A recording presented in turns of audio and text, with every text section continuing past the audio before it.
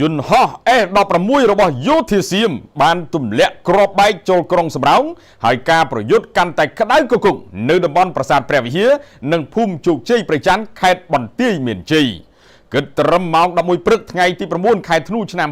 2025 នេះយន្តហោះចម្បាំង F16 របស់សៀមបានទម្លាក់គ្រាប់បែកចូលក្រុងសំរោងបណ្ដាលឲ្យខូចខាតផ្ទះសម្បែងប្រជាពលរដ្ឋជនស៊ីវិលកំពុងរស់នៅយន្តហោះ F16 បានហោះចូលក្នុងទឹកដីកម្ពុជាយ៉ាងជ្រៅ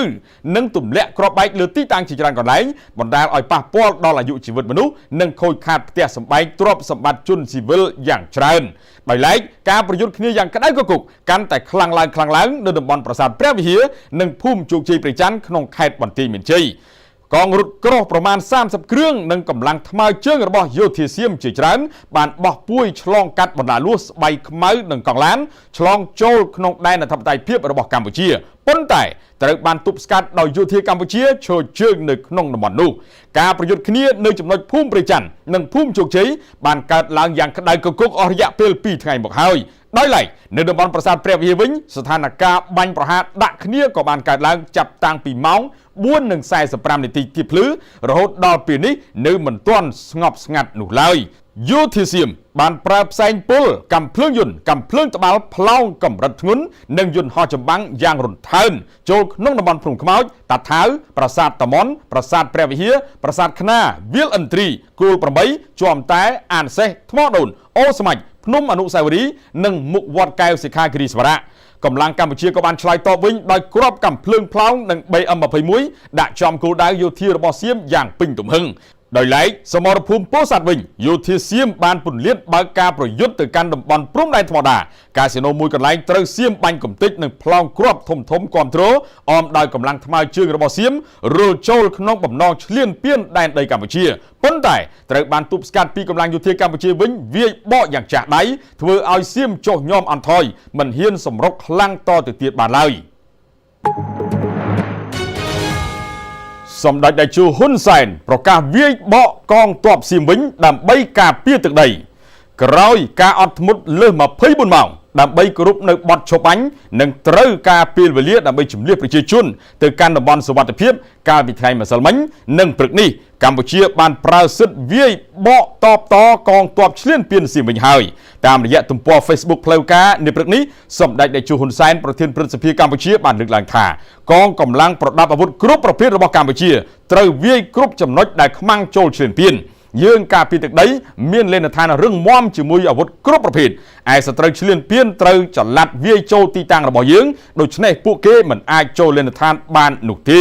ហើយក្បាលពួកគេក៏មិនបានពាក់ប៉ាន់ដៃដែរសម្ដេចបញ្ជាក់ថាស្ថានភាពនេះបានផ្ដល់ប្រៀបឲ្យយើងអនុវត្តយុទ្ធវិធីកំទេចកម្លាំងរបស់សត្រូវកម្ពុជាត្រូវការសន្តិភាពតែកម្ពុជាបង្ខំចិត្តវាយបកតបតដើម្បីការពារទឹកដីរបស់យើងជនស៊ីវិល7នាក់ហើយបានស្លាប់និង20នាក់ទៀតរងរបួសដោយសារយោធាសៀមបង្កសង្គ្រាម2ថ្ងៃនេះការវាយប្រយុទ្ធគ្នាដោយមិនរើសគោលដៅមិនរើសទីតាំងដោយមហិច្ឆតាលំមុបសង្គ្រាមទាំងងងើលរបស់យោធាសៀមបានបាញ់ប្រហារសម្លាប់ជនស៊ីវិលកម្ពុជាចំនួន7រូបនិង20នាក់ទៀតរងរបួសជាទម្ងន់ក្នុងរយៈពេលត្រឹមតែ2ថ្ងៃមកនេះលោកស្រីម៉ាលីសុជាតាអ្នកនាំពាក្យក្រសួងការពារជាតិកម្ពុជាបានថ្លែងនៅព្រឹកថ្ងៃទី9ខែធ្នូឆ្នាំ2025នេះថា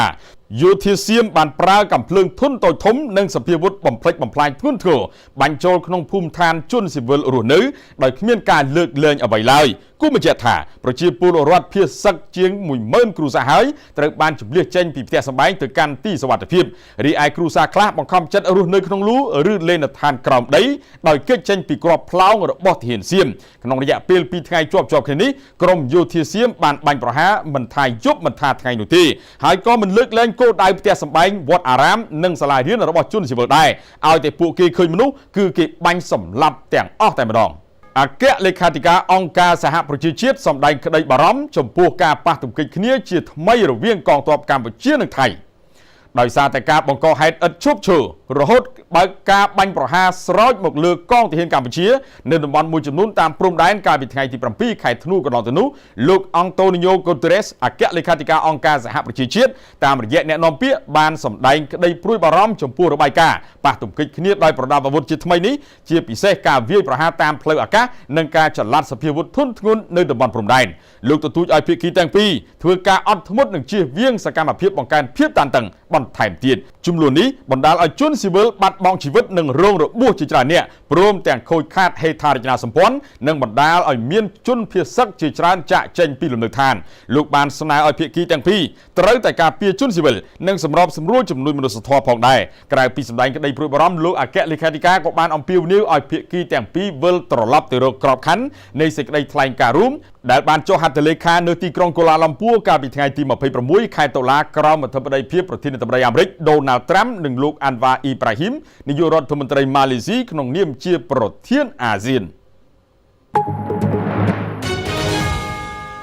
អឺរ៉ុបនិងបារាំងបារម្ភចំពោះការប្រយុទ្ធគ្នាជាថ្មីរវាងកងទ័ពកម្ពុជាថៃនិងអំពាវនាវឲ្យគោរពបទច្បាញ់ព្រមទាំងកិច្ចព្រមព្រៀងសន្តិភាព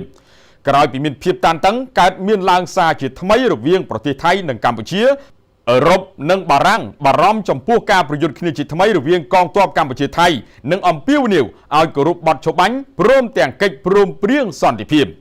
ក្រោយពីមានភាពតានតឹងកើតមានឡើងសារជាថ្មីរវាងថៃនិងកម្ពុជាអឺរ៉ុបនិងបារាំងបានសម្ដែងការព្រួយបារម្ភចំពោះភាពតានតឹងនេះដែលបង្កឲ្យមានជនរងគ្រោះជាថ្មីកើតឡើងប្រទេសបារាំងអំពាវនាវឲ្យមានការគោរពពេញលេញនិងអនុវត្តជាក់ស្ដែងនៅបទច្បាញ់ចុះថ្ងៃទី28ខែកក្កដាឆ្នាំ2025និងសេចក្តីថ្លែងការណ៍រួមធ្វើឡើងដោយនាយករដ្ឋមន្ត្រីនៃប្រទេសទាំងពីរដែលត្រូវបានចុះហត្ថលេខាកាលពីថ្ងៃទី26ខែតុលាក្នុងអំឡុងកិច្ចប្រជុំកំពូលអាស៊ានលើកទី